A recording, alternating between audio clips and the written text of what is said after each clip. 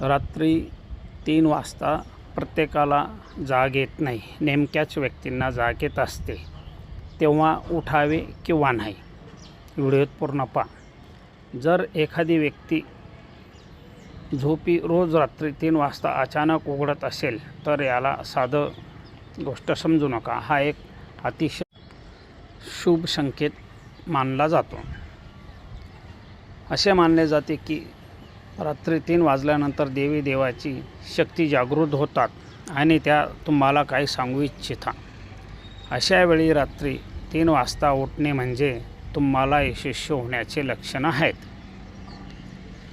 आणि लक्षात ठेवा, रात्री 3 नंतर देवाकडे मागितलेले वरदान कधीही रिकामे जात नाही. कारण देव तुमची प्रार्थना नक्कीच ऐकतो.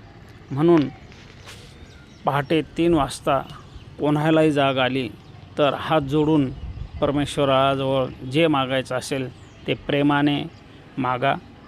तुम्ही रिकामे हात राहू शकणार नाही. तुम्हाला परमेश्वर नक्कीच प्रसन्न होईल.